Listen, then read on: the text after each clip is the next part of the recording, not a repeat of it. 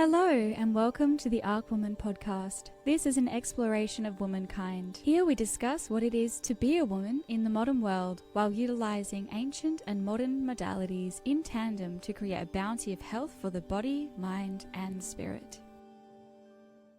G'day everyone and welcome back to the pod. I hope you're having a beautiful morning, afternoon or evening wherever you are listening from in the world. Before we get into today's amazing interview with Sherele Moody from Australia's Femicide Watch, let's pay our respects to the elders past, present and future residing in the lands of Litchfield, Tasmania, where I'm recording this podcast today. Always has, always will be, baby. Today's guest, Sherele Moody, is a big one. She has spent years doing the work that most of us would find unbearable to do for a week. She keeps account, a ledger of women and girls killed in this country, my stomping ground, Australia, because no one at a federal level really truly does it for her. That count now runs past 3,000 names. Alongside it, she has built a career as a journalist and advocate, as someone who sits with families through police interviews, coronial inquests and courtrooms long after the news cycle has moved on. She's currently calling for a royal commission into the killing of women and girls in Australia, and the petition backing that call is now approaching 120,000 signatures. We're recording this in July of 2026, and the number of women killed just this year already sits at 36. I'm going to let her tell you why that number matters, what's behind it, and what is being done and not done about it. Before we begin, let's have a little content warning. This conversation deals with the killing of women, girls, and children, including infants. Domestic and family violence, sexual violence, and the death of children. We talk about specific cases about grief, and we discuss the failures of police, courts, and the coronial systems in responding to such violence. If you are a survivor, if you have lost someone, please look after yourself, skip this one, or come back to it when you are ready with a support person holding your hand. If anything raises something for you, you can call 1-800-RESPECT. It's available on 1-800-737-732, and Lifeline is always available at 13 11 14, 24 hours a day. Let's get into this amazing interview with our guest, Sherele Moody. Thank you so much for joining me, Sherele. Let's get right into it. We've got a lot to cover today. So for anyone who doesn't know you and your story, can you please take us back to Stacey-Ann and Sandra and how that shaped the person that we're sitting with here today? What made you decide to turn your grief into your life's work? Do you mind telling us about that experience and what that was like for you? When I was 19 years old, my stepfather abducted, raped and murdered a little girl. Her name is Stacey-Ann Tracy. She was only 9 years old. On the day that he was charged with her murder, the detective in charge of the investigation told me about another little girl that he had abducted, raped and murdered around 22 years beforehand. Her name was Sandra Dorothy Bacon and she was only 5 years old. He abducted Stacey as she was walking to school. She'd just dropped her little sister off at the little school and she was heading to her own school ground, and my stepfather managed to convince her to get into his car and took her to the family home and raped and murdered her there and then dumped her body in the bush near the tip. When police were investigating her murder, I was able to identify material that was found with Stacey-Ann's body as having come from my mother's house. And as a result of that identification, I became a witness for the prosecution. On the day that he was charged, I was sitting with Detective Gail Hogan on the back step of the Roma police house looking into the watch house where he was standing. And I asked her, why did he do this? And she said to me, Sherele, we can never tell, even the best psychiatrist can never tell you why he did this. The only person who can is him. And then I asked her about his criminal history and she told me about Sandra. So Sandra was 5 years old and she was actually the daughter of one of his neighbours in Townsville. And he convinced her to come into his home by saying he had some books to give her big sister. And he raped and murdered her there and put her body in the back of his car. And in both Sandra and Stacey-Ann's cases, not only did he kill them, he joined the searches for them. So he was part of the search teams in both their deaths. And in Sandra's case, he actually spoke to Sandra's parents and said, I know what you're going through. My brother went missing once. As a result of his actions, there was obviously a huge impact on Stacey's family and Sandra's family. And at my end, there was a huge impact on me personally, and also it continues to resonate through the lives of myself and my siblings who, have had to endure a lot of trauma. So one of the things that I decided to do around 11 years ago was to start a campaign to end violence. And part of that was documenting the killing of women and children in Australia. So I started documenting them on Facebook, and Stacey-Ann and Sandra were the first two names and stories that I published on Facebook. And over time, I've now documented the killing of more than 3,000 women and children in Australia and Australian women and children overseas. You can find that work not only on my social media pages, but the deaths are contained on my website, which is a memorial to women and children lost to violence, and also the Australian Femicide map. In the last 11 years since I started doing that, my work has changed considerably. I kind of dedicated a lot of the last few years of my journalism career in mainstream media to social justice reporting, and specifically reporting around violence against women and children and femicide. And now that I've actually left mainstream media, I work now one-on-one with families of femicide. So I provide a lot of supports for them, including, attending court with them, helping them navigate the coronial process, helping them to control the narrative around their person in terms of the media. So one of the biggest failures in the reporting of murdered women in particular by the media is the constant need to present the perpetrator as a good guy who snapped, and to present the victim as somehow being responsible for her death. And that may take the form of slut shaming or victim blaming. And there's a whole raft of other things that the media do wrong when they report femicide. The repercussions of that is frames how people view femicide victims in particular. It frames how they view the perpetrator's actions.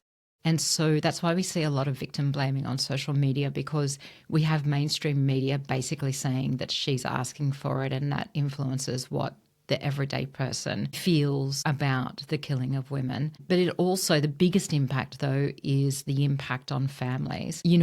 Waking up to media reports identifying your loved one before you even know they've been murdered is devastating and traumatizing. But then having the media trawl through their social media and take their photos and republish posts that they've made, having them erase your person or, kind of blame her, so victim blame her, say she was doing something in particular that made him snap, or sort of sexualizing her. That there's just all of this stuff that really contributes to the trauma of families. So my work in the space of helping families control the narrative around their person is giving them the skills and tools they need to control what journalists ask them, in order to, sort of teaching them how to respond to questioning, teaching them how to talk about, the kind of the hurdles that their person faced in a way that doesn't make them look bad. So the reality is that we all have hurdles. Some of us use substance, some of us have been incarcerated, some of us may have worked in sex work. There's all of these things, right? And a woman shouldn't be defined by those moments. She should be defined by her entire life. So so there's a lot of work in that space. So things have really evolved over the 11 years, and that's kind of where I'm at now. It's quite a powerful thing that you've just told us, that you have had this traumatic experience, which was the seed of your experience, and you transmuted that into helping other people. And how that has transformed you, I can imagine, is probably huge as well.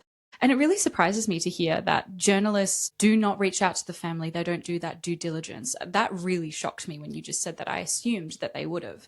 I assumed that journalists would at least be in some ways trauma-informed, but it doesn't sound like they are at all. I was going to say, just in terms of them actually reaching out to family, that does happen. So what happens is a woman is killed. Journalists go to the street where she's killed. They interview the neighbours. They get the neighbours to show them the social media profile of the victim, and then they publish her name and publish photos. Then when they work out who the family is or friends are, they will DM them on social media looking for comments and quotes. So they do actually reach out, but it's a really intrusionary reach out. It's basically sliding into their DMs and saying, hey, I realize your person's been killed. Can we interview you?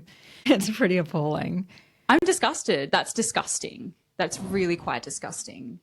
How insensitive that is. But that is the journalistic culture, right? That this is the story, we need to get to it first, which is so insensitive and so wrong. You've documented more than 3,000 deaths, as you said before. Walk us through what actually goes through that ledger. Where do you get this information from? And why you are the one keeping it, and why our Australian government doesn't tend to be doing a very good job at this. Yeah, so I think that's a very two-sided question. So the first question is, how do I do my work? 3 or 4 times a day, I go through the official police channels to check if they're investigating any suspicious deaths. When I find out about a suspicious death, I put that information into an offline database, and I will work my police sources to determine what the circumstances are. So I don't reach out to family. I work with police sources, or I wait. Sometimes it's a waiting game. Obviously, monitoring media is a really important part of this process as well. I also am really lucky that I've built up a very comprehensive contact database within the sector, so particularly within the domestic and family violence sector. But I have contacts people who work in morgues across Australia, and also people who work in frontline emergency departments at hospitals.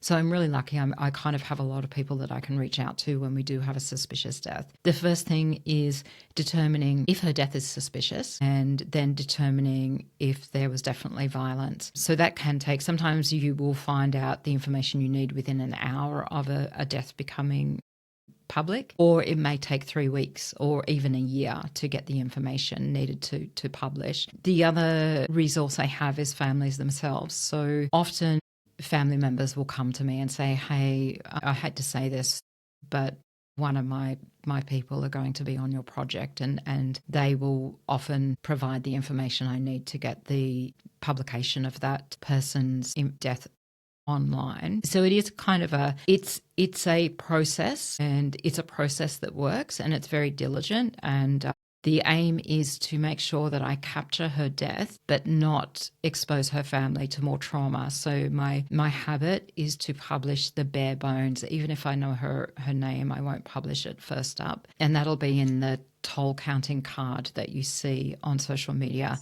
And also on the memorial to women and children lost to violence, she'll be presented as an unnamed woman. Once I've confirmed her identity and I've confirmed her family are comfortable with having her identified, then I do the She Matters cards and identify her on the projects. Yeah, so that's kind of that process there. And the idea is that it's with the toll count that it is as immediate as possible. So, but without kind of publishing information that's incorrect, because the last thing I want to do is have a family believing their person's been murdered when she hasn't. And I don't want to have to walk back the count. I don't want to say to people, look, I stuffed up. But, you know, if from time to time it does happen. The second part of that question that you asked was around why doesn't the government do it? So the government does have some counts. So the Australian Institute of Health and Welfare every year publishes a homicide count, or publishes homicide data for the country. And the government has its so-called intimate partner homicide tracker. The problems with both of those is that they don't actually capture every violent death.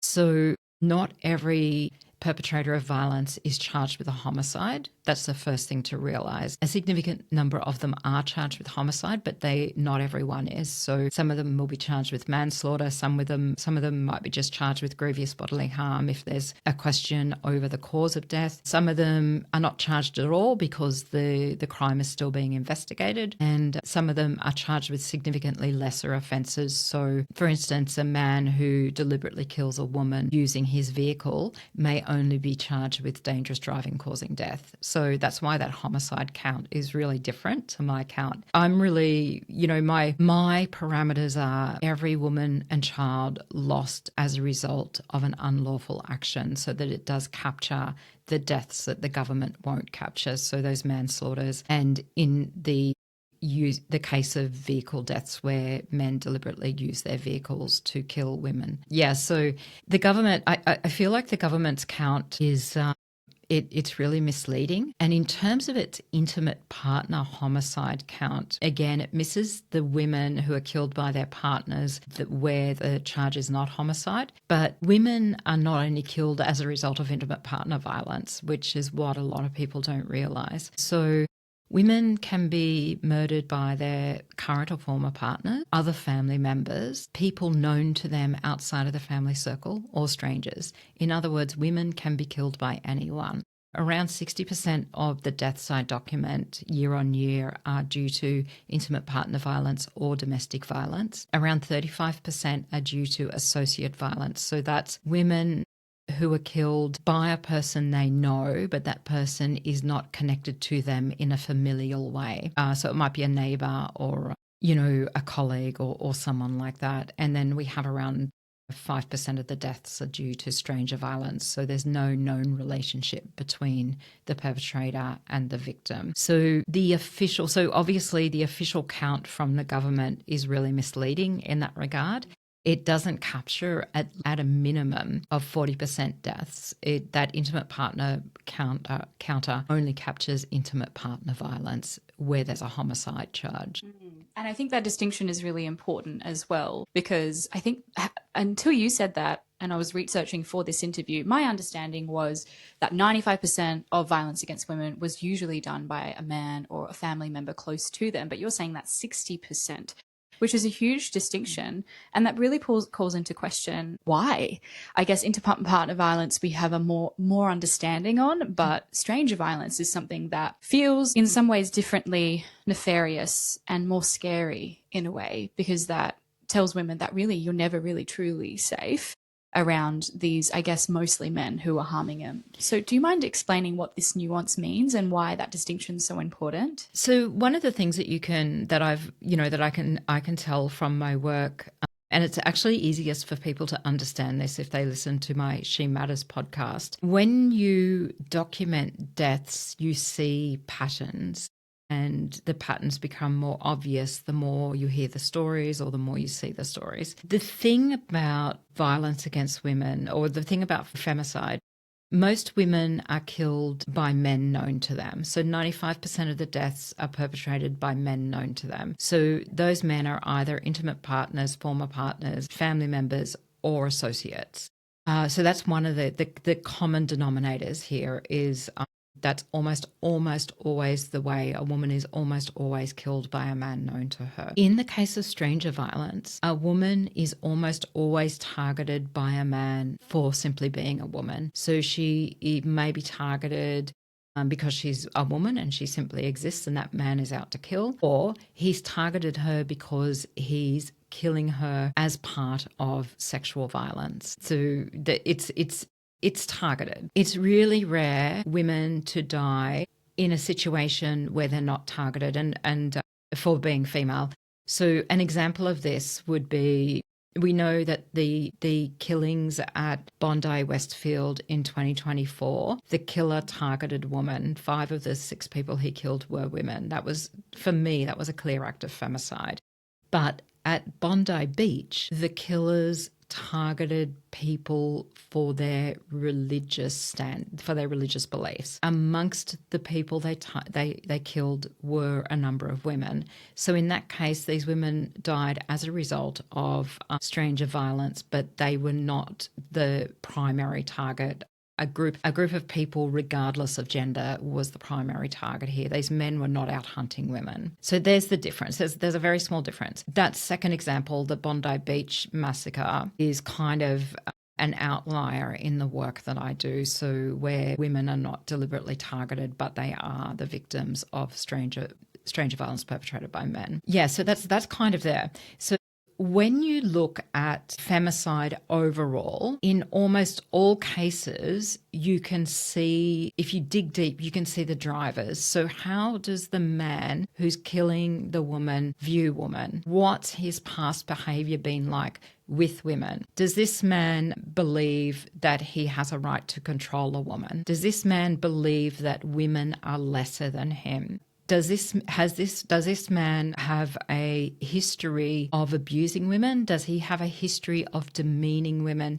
Does he have a history of saying things on Facebook or to his mates, things that indicate he believes women are lesser than him? So it's kind of like the bigger picture driver, the bigger picture elements that underpin violence against women. So one of those drivers, for example, is how if men view women as lesser, they are more likely to harm them physically, if that makes sense. And if men view women as, kind of having to do the share of their household duties and like putting them into a particular category, all of those are drivers, the way that we view women, women's inequality, the treatment of women, that sort of stuff. You can see those patterns in femicide. You can see them. So what I'm saying is the elements or the kind of those bigger picture drivers underpinning associate violence against women, so male perpetrated associate violence against women, are actually really similar to those underpinning domestic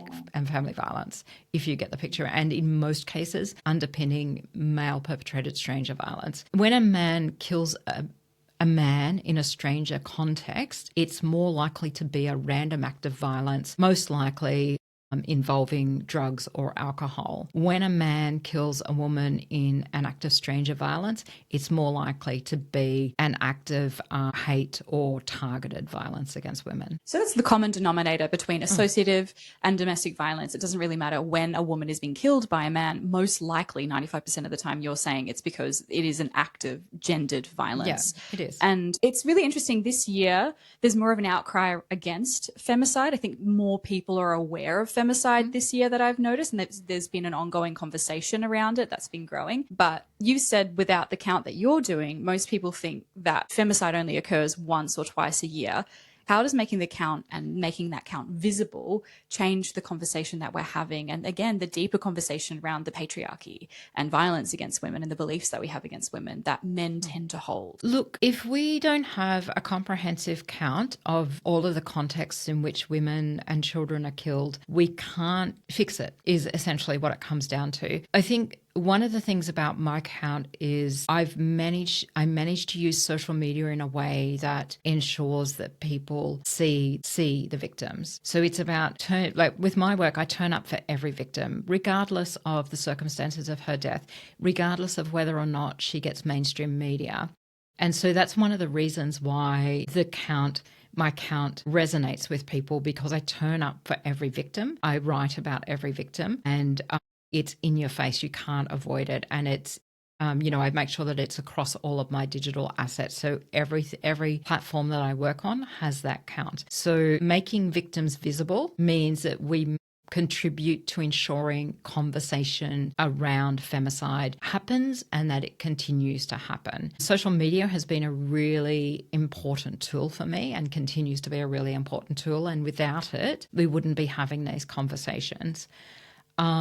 So that is absolutely vital. And one of the reasons I believe that it works so well is because people are now more likely to turn to social media for information about what's happening in the world than to mainstream media. And mainstream media doesn't cover femicide like I do. Like, it just doesn't turn up. It doesn't turn up for every death, and it doesn't have an ongoing sustained conversation around femicide. So mainstream media is not actually contributing to this very well. It's the use of social media and people like me kind of being out there and in everybody's face all the time about it. So that kind of is helping drive the understanding of what's happening and helping getting people, to kind of realise that this is not just one or two prominent cases a year. This is something that's happening around every 4 days on average in Australia. So if we can do that, if we can get people having conversations around this, and if we can get people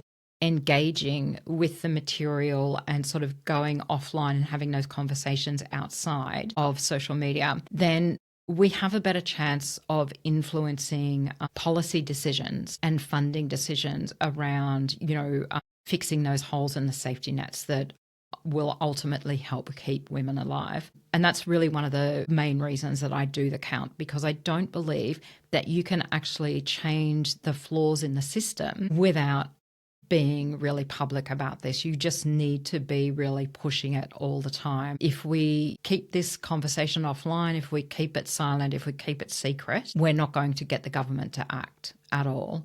So I think that's kind of really the most important part of that online conversation, and that's why people are kind of more likely to be talking about it now than they were 5 years ago. And that statistic that you just said before, 1 every 4 days, is really confronting. And what I like the most about your website is it really humanizes the victims. And it's crazy that I even have to say that, and that's part of what you do, is that we have to humanize these people. Because when you hear 1 every 4 days, okay, that is a lot. Yeah, 36 women this year. Okay, yeah, that is a lot. But you think of 36 people and you're like, oh, maybe it's not that important. But then you go on your website and you see their faces and their names. You find out they had children. You find out what they did for work. You find out how their families reacted to it and the details of their murder and the details of the abuse.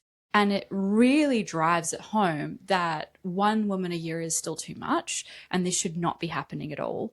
So again, on average, that 1 woman killed every 4 days in Australia. For someone hearing that statistic for the first time, how do you get them to feel it instead of just filing it away? I mean, really, you use the word there that makes it possible to get people to engage and understand. Humanize. That's it. Humanizing. It's basically telling her story. So ever since I started this, like in all the years that I've done it, my mantra has been, we can't change her story, but her story can change another woman's story or another child's story. Does that make sense?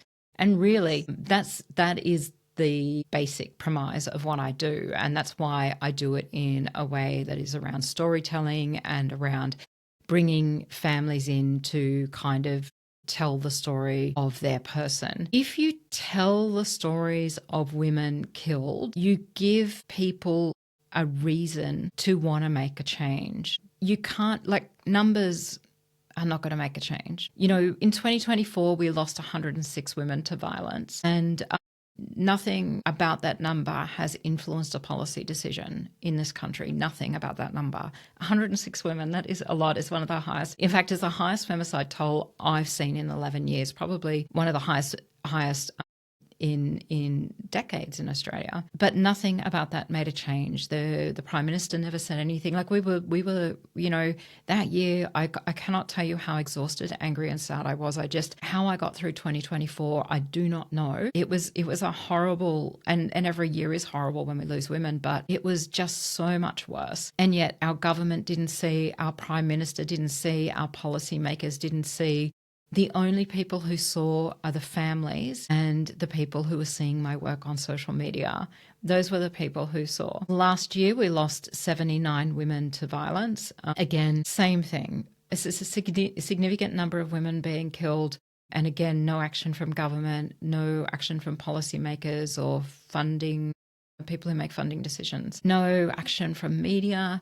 All of the actions coming from grassroots organisations and people, you know, grassroots individuals like me, from activists. This year we're already at number 38, and again, you know, there's been no action. The Prime Minister has been exceedingly silent. Even when the other week we lost 2 women and 2 girls to acts of male violence in 3 days, the Prime Minister didn't say a word. You know, the man who leads the country didn't say a word. So I mean, for me, obviously, even though I can tell you these numbers and I know them off by heart, and, you know, I can tell them to anyone who asks me, the numbers don't make a difference, but I believe that the stories do. And I believe that we need to hear or read those stories. We need to hear and read about the lives they lived. And we need to read and hear about the impacts of their deaths on their families, their friends, and their communities. How homicide or a violent death resonates through not just 100 people, but thousands of people. And to ensure that these stories are held somewhere for the families. It's a homage to their loved ones, but also to them. So there's all of these reasons for having these stories.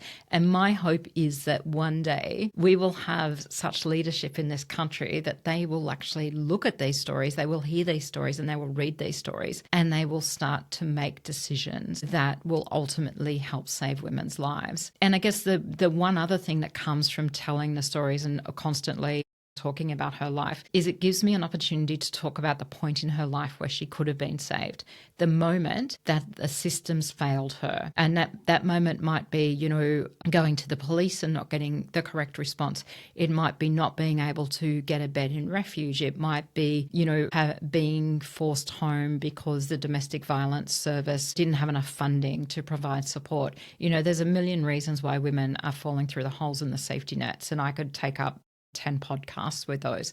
But we can have a look at those failures and we can start really documenting them and kind of start saying, well, how do we fix this? What do we need? What sort of stuff should we be doing right now? Yeah. So it's kind of like a long answer, I guess, to that question. And you answered it beautifully. And it goes beautifully into the next part of the question is the Royal Commission. You're calling for a Royal Commission into the killing of women and girls. In plain terms, what would it actually do and what isn't being done? Yeah, so again, it comes back to that policy making, that funding decision. And it also comes back to the responses to femicide that we have. So this is calling for a Royal Commission into femicide is basically the crux of it. My research shows that Australia has a femicide rate that is higher than Italy and higher, if not, than Britain. So it is very high. It's a high femicide rate. But we don't have federal law. We don't have a federal femicide law. We absolutely should. Like we have a federal terrorism law, we should have a federal femicide law. I believe that because I think that we need as many legal options in our toolkits as we can get. As I said before, the issue with only documenting domestic and family violence deaths means that we only prioritise funding and policy for domestic and family violence deaths. We're not prioritising anything for women who are at risk outside of that circle. So basically we're ignoring 40% of victims. We're ignoring the opportunity to save 40% of lives, which I think is reprehensible. I don't think a woman should be denied access to support simply because she is not a victim of domestic and family violence. For instance, I have women coming to me saying, my neighbour is, I'm in fear of my neighbour, but I can't get any support. There's no support for her, literally nothing. So we need a Royal Commission to examine femicide. Who's being killed? Who's doing the killing? The drivers, the factors underpinning those deaths. What policy do we have to prevent femicide? What policy do we need? What support services do we have to prevent femicide? What support services do we need? How much funding do we need? What do we have in terms of preventing male violence? What support services do we have for men who are choosing violence? Do we have adequate funding? There's all of these things that need to be taken into account. And it needs to be taken into account across all areas of male violence against women and girls. Absolutely. Across every part of it. We've never had a national truth-telling on male violence in this country. We've never had, no state or territory and the federal government have never sat down and asked women to come forward and tell their stories of male violence. And yet, women and girls are more likely to experience a form of male violence than anyone else in this country. We are at higher risk. And I'm not talking about our violent deaths. I'm talking about the risk of male violence to us. So harassment, abuse, stalking, sexual violence, all of those things.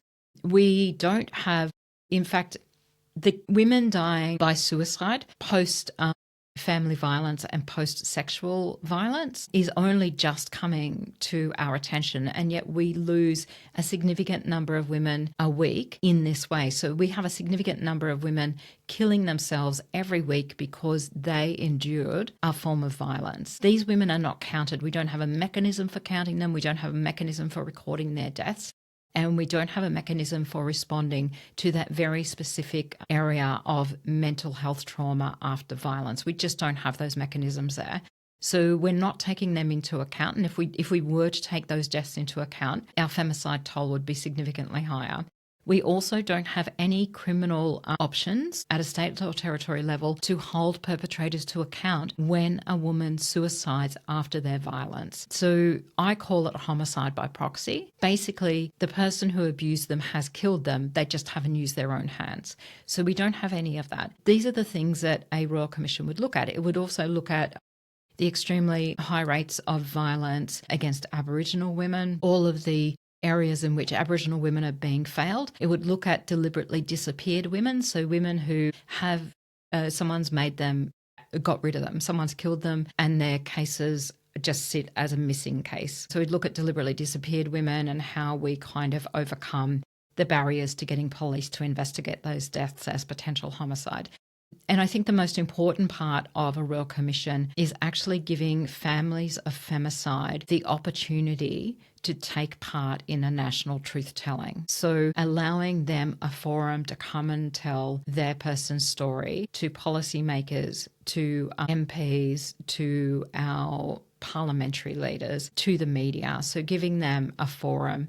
And I fervently believe that they deserve that forum. And my petition comes from my conversations with families. It's not just an idea for me. It actually comes in and is driven by the conversations that I have with families every day. What you just said flies in the face of what some sector and government argue. We already have thousands of recommendations from previous inquiries and we should just implement them. What's your answer to we don't need more reviews? Because it sounds like we need more reviews. It doesn't sound like we're even touching the side of investigating this whatsoever and then supplying services. I think it's kind of ironic that the government that opposes, the Prime Minister opposing a Femicide Royal Commission by saying we already know what needs to be fixed, but actually not fixing it. Yeah. It's just doesn't make any fucking sense to me. How can you sit there and say, we already know what the problem is, we just are doing nothing about it? So, I mean, I think that if ever there's a need for a Royal Commission, that's it. Oh, we already know why women are being killed, but we're not doing anything about it. Well, let's get a national truth-telling and ask why we're not doing anything about it. Look, I'm not saying that a Royal Commission will end femicide. I don't believe that a Royal Commission will. But what it would do is give families the opportunity, as I said, to have that national truth-telling, to tell their stories.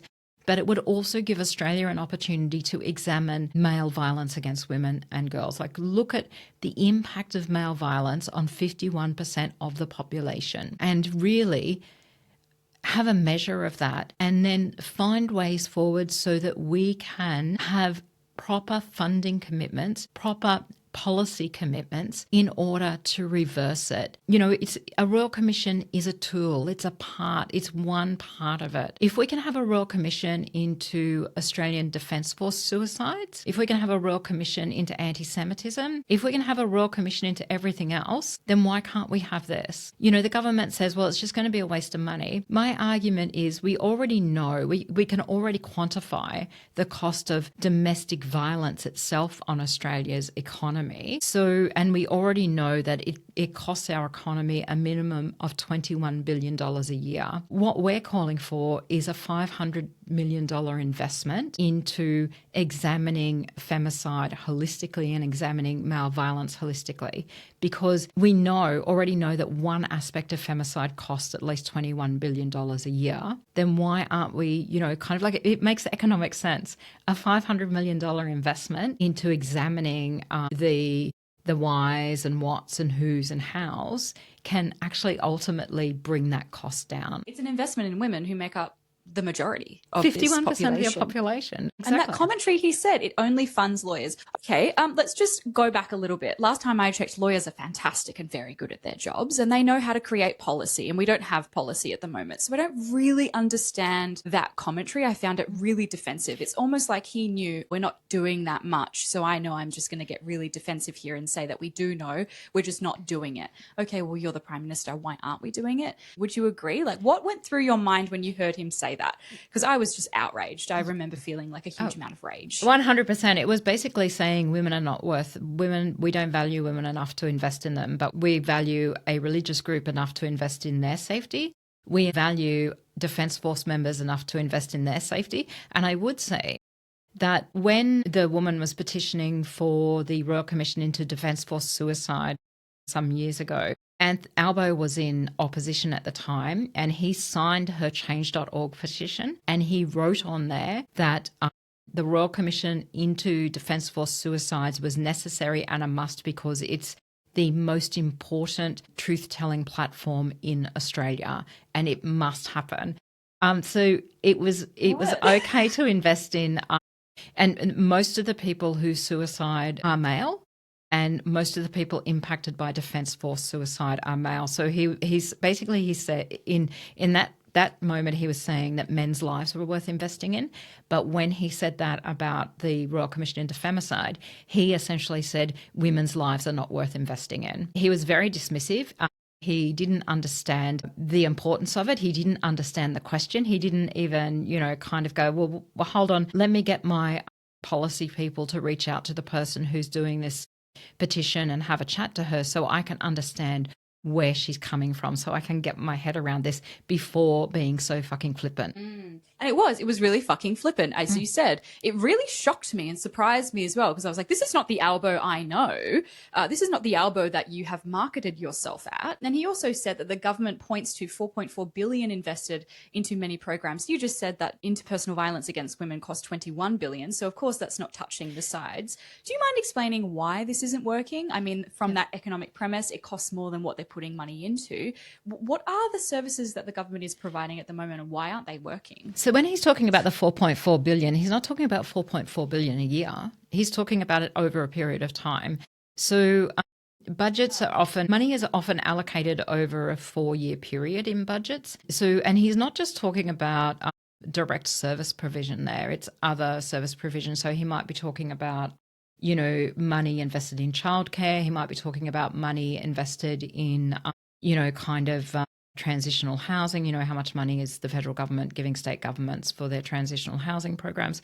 So he's talking about a lot of things there, but it's not $4.4 billion a year.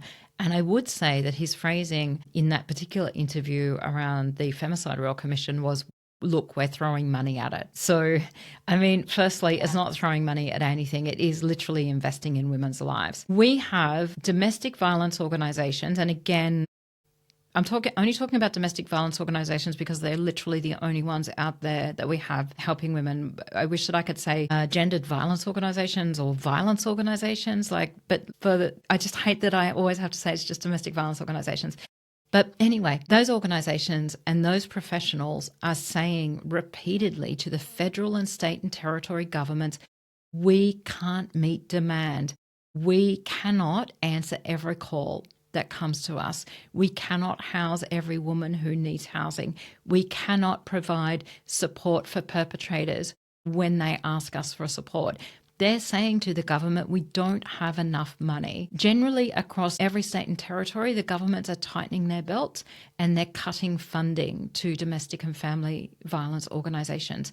So we're seeing that one of the most obvious scenarios here is what's happening in the Northern Territory, where that government literally took vital domestic and family violence funding and put it into juvenile crime prevention programs, because Aboriginal children were being caught stealing cars. So they've taken money that could save those Aboriginal children from violence or could save their mums from violence and put it into programs designed to protect white people's vehicles and property. So, we're saying that's a really stark examination, but here in Victoria, the government is also cutting back on domestic and family violence funding. Organisations are having to beg for it. We're watching DV New South Wales just about every day post on their social media asking the state government and the federal government to please give us more because we're not coping. We have refuges that don't have enough space. There's not enough beds for the demand. The women are being sent to hotels, or they're literally, when they are desperate and they have no choice but to leave, they're sleeping in their cars or tents. And a really sad example of this is in Wagga Wagga earlier this year, a woman expecting twins had to leave a violent situation. She had no choice but to sleep in a tent by a creek, and she lost one of her babies as a result of that. So, this is what we're looking at. This is a woman pregnant with twins was unable to get a place to stay, and one of her babies died because of that. It's, the fact that happened to one woman, let alone women facing that kind of scenario across the country, is abhorrent and appalling. And there was no action. There was no change. There was no reaction. There was no, commitment to making sure that women at the very least have a place to stay, a roof over their heads. Yeah, I really don't know how to say anything in response to that. I think that's just shocking. Yeah. There's just no response. I think it is like, yeah, sorry, I'm getting a little bit emotional. And we have to also think about the vast majority of women do not feel safe enough to leave. They do not have the resources to leave. We're talking about women who can leave, who have the opportunity to leave and want to do something and they feel ready. And we are turning the other way. We're not even factoring in the women who can't leave these situations, the neighbors who know what's happening and they don't know what to do and they're trying to help them. And there's also no services. There's no dialogue around what to do either. It's just absolutely shocking. And so when you talk about the failures of before and after a woman's death, which is the most extreme part of this as well, like everything, so much violence leads to a woman dying or leads to a woman committing suicide or leads to a woman having to live in a tent and give birth in a tent next to a river because of the violence she's suffering at home. Do you mind talking about the system that we have and the lack of opportunities that the system provides for the system to intervene in their violence? What do we actually have? Is it only services where women have to present themselves? Are there any services that do outreach? Like, what does it actually look like on the ground in Australia? Service provision it looks different depending on the demographic of the people that you're working with, depending on the kind of supports that you offer. So we have a lot of really amazing services that, kind of work specifically with women from Aboriginal community or multicultural community, like they're culturally appropriate services. So service provision, as I said, is really different. We have the, where you call 1-800-RESPECT and the idea is that you're triaged into all the services you need. We've got women's legal services trying to provide legal supports where they have adequate funding. We have in police forces, we have domestic violence specialists, police officers in some cases. At courts, we have court support people. So they might be volunteers or paid professionals who provide support during the legal process. So there is a myriad of services. Like we have amazing services in Australia. We just don't have enough. We literally do not have enough. So if a lot of women will call me and or will contact me and say, hey, I reached out to every housing service in Melbourne, but I can't get a place to stay. So it's not that the housing service is inadequate. It's just that they actually don't have anywhere to send the person. Or they might say, I tried to call DV Connect in Queensland, but my phone wasn't answered. And so DV Connect may not have enough staff available for the high number of calls coming in. So it's really the service provision is, there's a lot of different charities, not-for-profits, government-funded organisations, kind of community-led organisations out there doing the very best, everything from trying to get a woman to safety to looking after her mental health after she's left. And like I said, it really is one of the things is that we just don't have enough of those services. Yeah, I think that, and in order to have enough of those services, we have to have more funding to pay for the staff, to pay for the officers, to pay for the material aid that the women need. So what you're basically saying is that we have all of the services, we have amazing people in those services, we just don't have enough funding to expand those services to meet demand. Basically. Yeah, I mean, look at that is a very simplistic point of view on that, but there's also some things that probably need to be fixed in service provision. So things like making sure that a woman's call is answered appropriately, making sure that, like, for instance, an example is policing. If a woman goes to, say, a police station at Doncaster East and says, I'm scared he's going to kill me, and the police officer at the counter says, do you have evidence? And she says, no, he hasn't physically harmed me yet. And the cop says, we'll come back when it gets physical. That's a failure. And that woman may go to a police station one suburb over with the same story and get the supports that she needs. So, the police officer starts an IVO process or triages her with the domestic violence officer on duty, and the domestic violence officer on duty connects her to all the support services she needs. A statement's taken and the violence is investigated. We get a really textbook outcome. If we don't have every police officer on the same page responding in the same way, then of course you're going to have women falling through the cracks. And we've seen that happen. I've documented femicides where women have gone to police and they've said, I think he's going to kill me. And they've been told, come back when it gets physical. The thing is, when it did get physical, he killed her. So do you know what I mean? So it's really about, so firstly, making sure that you have enough services and all of the services, that there are enough, that service provision is covering all of a woman's needs and all of the perpetrator needs. Making sure that they're funded to be able to do that work. There's no use having an organisation if it's not properly funded. And then making sure that everyone is on the same page. So whether it's in policing or the family court or, mandatory reporting in childcare, all that sort of stuff. So everyone's doing it by the book and properly. So that I think that that's kind of the really most important thing to stress, that it's not just about funding, it's about how the services or the frontline staff respond.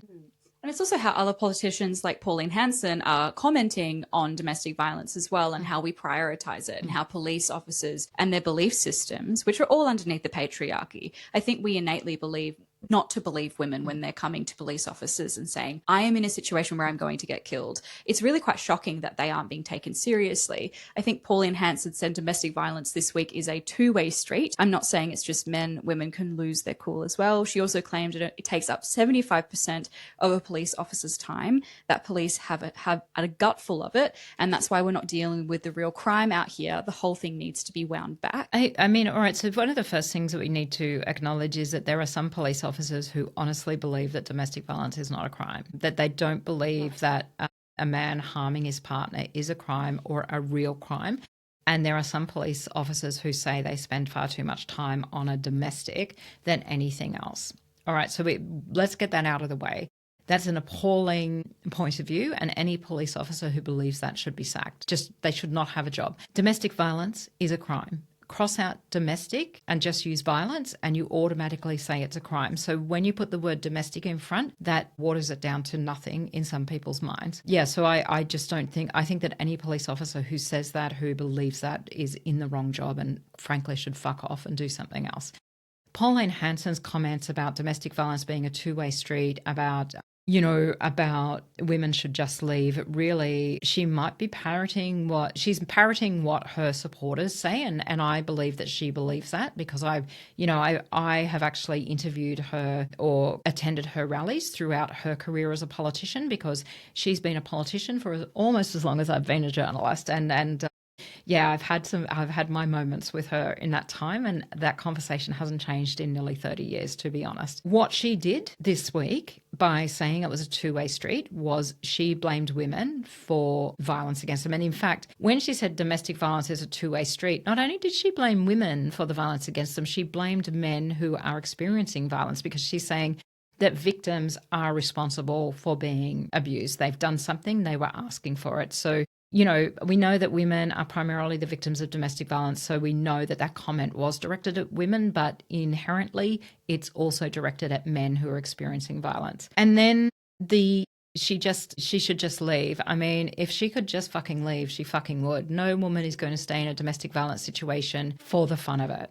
They don't stay.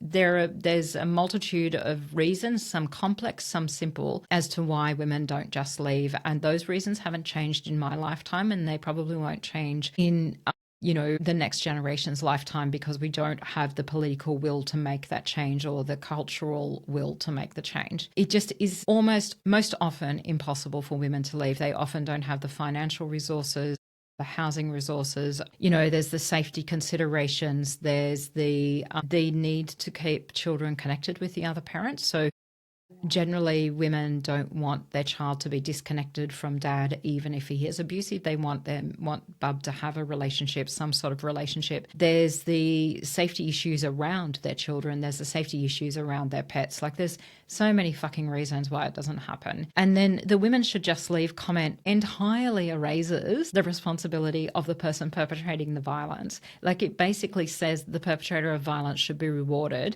and stay at home. Why aren't we having a conversation framed around perpetrators of violence? Why is most of our conversation around what women should do, or what women, I'm not saying we shouldn't talk about what women are experiencing. We absolutely should. But these conversations need to be focused on the perpetrator as well. We need to be half and halfing here. So why isn't the perpetrator leaving?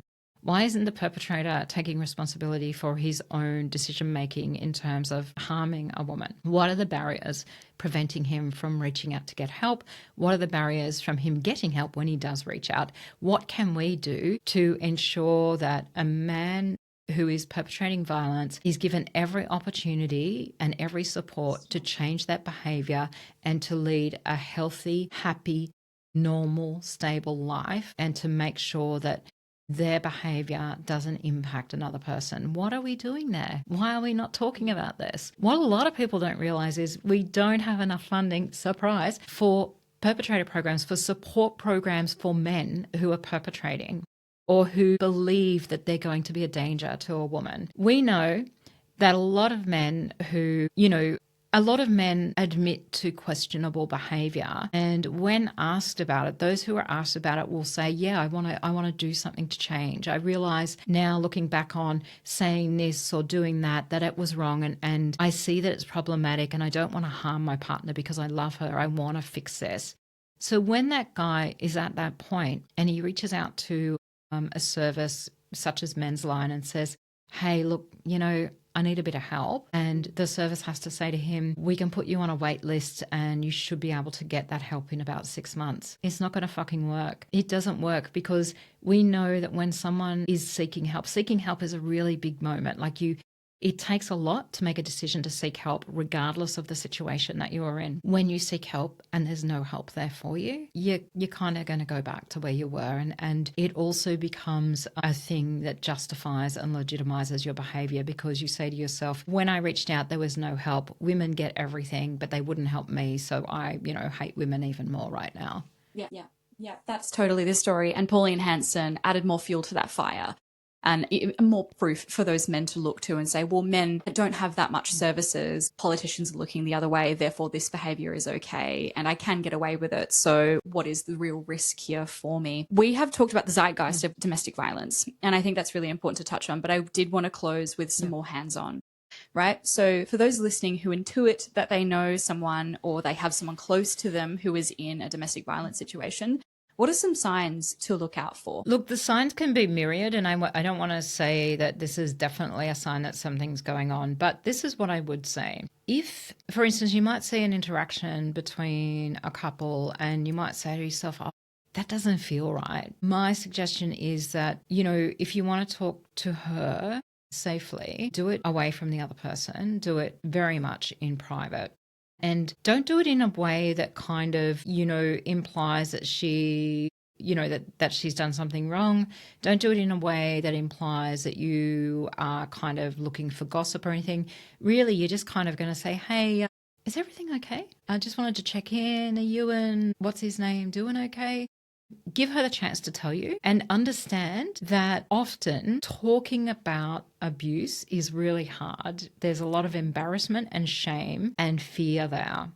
So she may not tell you what you want to hear. She may not actually give you any details. She may not even acknowledge that something's happening. She may not even be aware of the red flags. She may see a behavior that you see as red flag. She may just see that as a normal part of him or a normal part of a relationship. So you have to think about these things when you're having these conversations, because the last thing you want to do is alienate her. You don't want her walking away thinking, I'm never going to talk to this person again, because you might be the one person she could potentially reach out to. So it's really about framing that conversation, giving her the opportunity to talk about it. Don't attack him.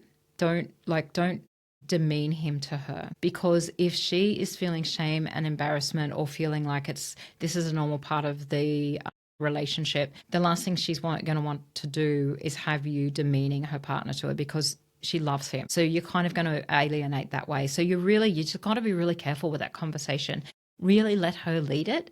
Just give her the opening. Hey, is everything okay at home? Are you doing okay? You look a bit down at the moment. Is there something I can help with? That kind of stuff, right? If she does open up to you and talks about this, these are the things that I would say. Are you physically safe? I mean, obviously, psychologically, she's not going to be safe. But right now, we want to know, is she physically safe? If she says, no, I'm not physically safe, or I am in fear of my life, or I'm scared he's going to hurt me, say to her, all right, do you want me to come to the police station with you? What would you like me to do? What help can I give you? So really kind of give the ball to her so that she can tell you what she needs. If she, look, a lot of women are not going to leave, at the first signs of violence, or they may take them 5 or 6 years to get to a point where they feel safe enough to leave. So what you're going to do is say to her, I'm here for you. You let me know when you're ready to make a move, and I will do whatever I can to help you.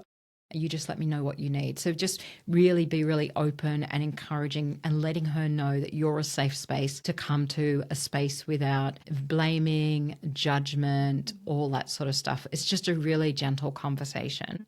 Because shame in that situation can lead to Stockholm syndrome and maybe a furthering of latching on to that partner who could be psychologically and physically unsafe. Yeah. Yeah. And Okay. I think the other thing to realize is that a lot of women won't actually open up because it's not because they don't want to open up, but they also may have concerns about the safety of the person they're talking to. Like, as in, is my partner going to harm them, especially if it's a relative?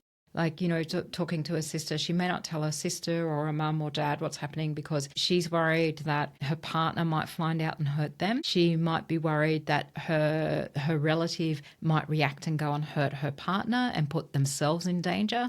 So there's all of these things going through her mind. And then, of course, there's the judgment, the shame, and often there isn't a lack of knowledge. There's no understanding that this might be abuse. For instance, he might be controlling the finances, and he might be consistently saying to her, well, look, I'll look after the money because you're really bad with it, or you spend too much, and we really need to be very tight with the household.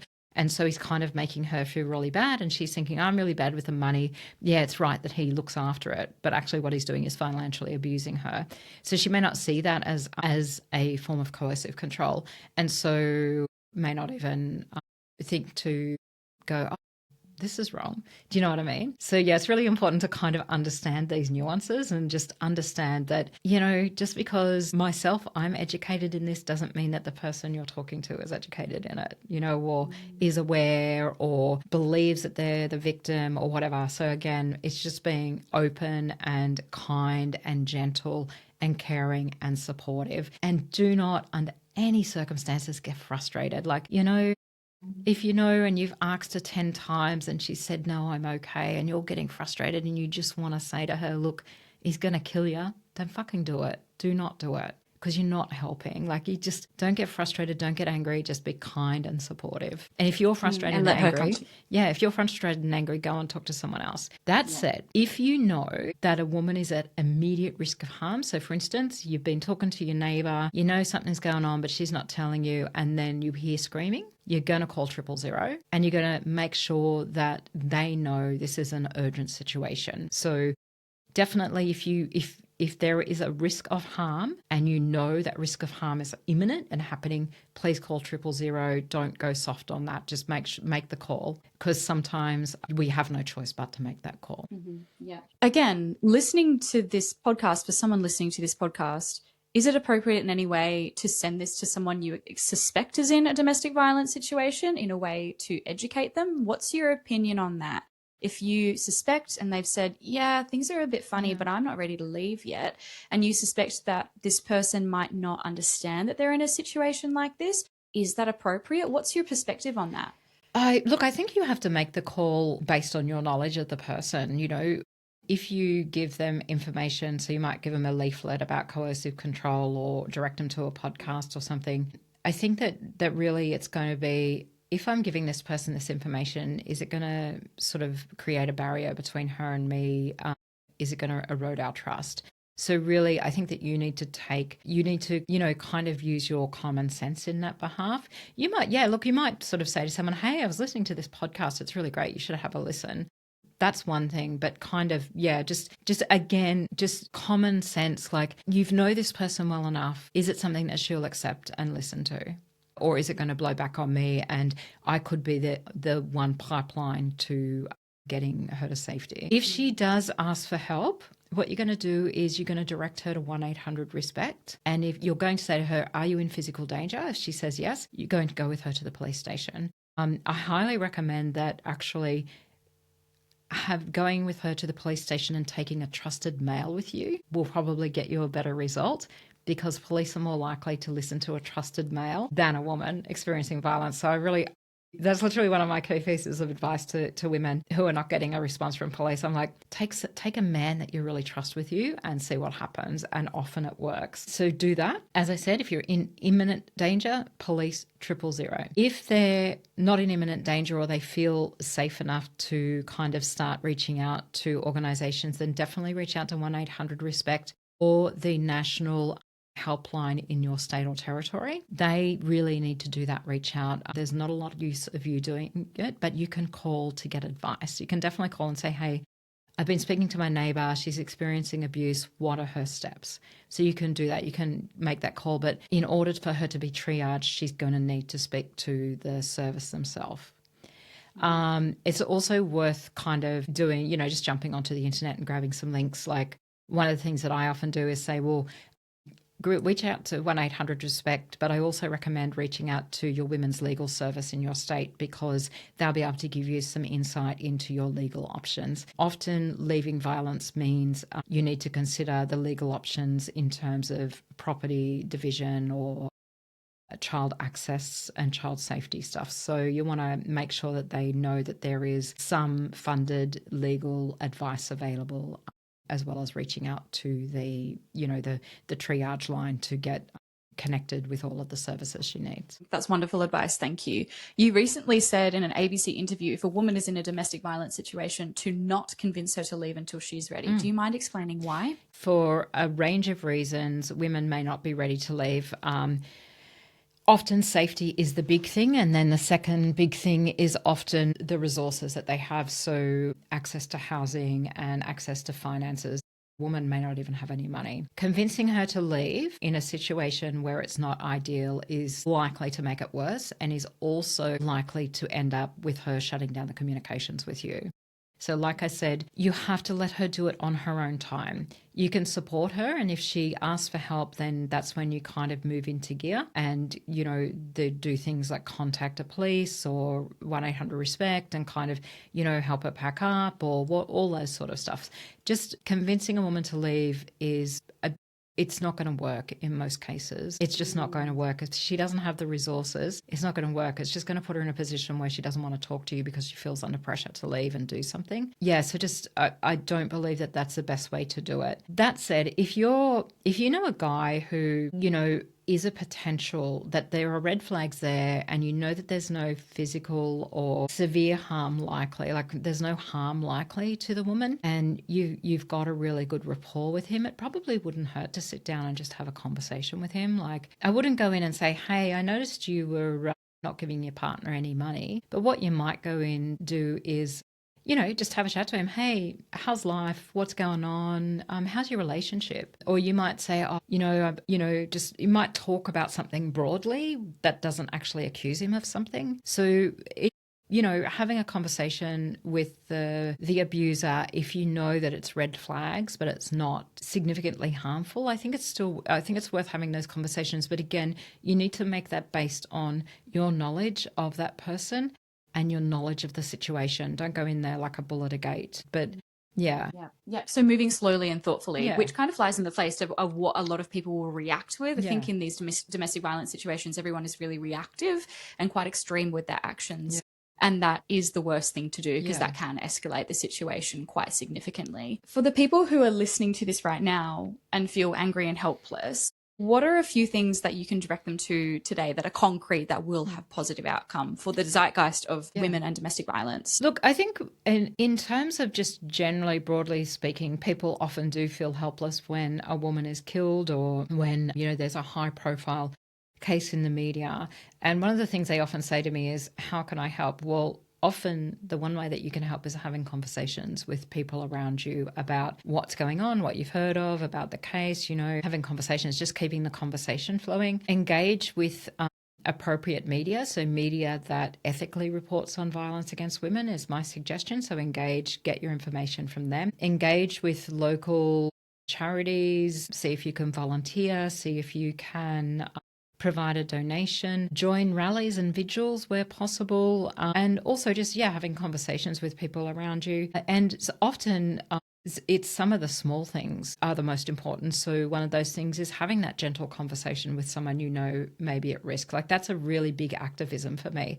Activism doesn't have to be what I do. Activism, the most important activism is the small activisms, and they make the biggest difference. Having a conversation with someone you know who's at risk, reaching out, offering support, knowing a woman, for instance, is homeless, offering her a bed, knowing a woman doesn't have any money for food, giving her some money so she can buy food. I always tell people, if you see a woman on the street and she's asking for money, just give it to her and don't attach any strings to it. Just know that when you give her that money, she will use it for what she needs most in that moment. And that what she needs most might be a bed, it might be a hamburger, it might be a packet of cigarettes, but that's what she needs most right now. And that can be one of the biggest activisms that you can ever do, is just giving support without strings attached. Allowing autonomy and respecting the woman in the moment and what she needs with her intelligence and her lived experience. Exactly. And respecting her. Yeah. Beautiful. All right. Thank you so much. I'm going to link everything below, but is there anything you wanted to leave with? Anything you wanted to point to? I just would love if you could just point to, or just ask people to listen to the She Matters podcast to kind of understand, to listen to the stories of women and girls lost to femicide, and to understand moments in her life where she could have been saved. That'd be great. Wonderful. I'll make sure I'll add all of that in. All right. Thank you so much. Thank you so much for taking the time out of your busy day to listen to this episode. If you loved it, please remember to like, subscribe, and send to a loved one. If you want to learn more from ARC Women, please check out the website at arcwomen.com.au, where you can find a plethora of offerings like charts, masterclasses, courses, and organic clothing. You can also head over to patreon.com/arcwomen or substack.com/arcwomen to join the community. I hope you have a really beautiful morning, afternoon, or evening wherever you are in the world, and I will see you on the next episode.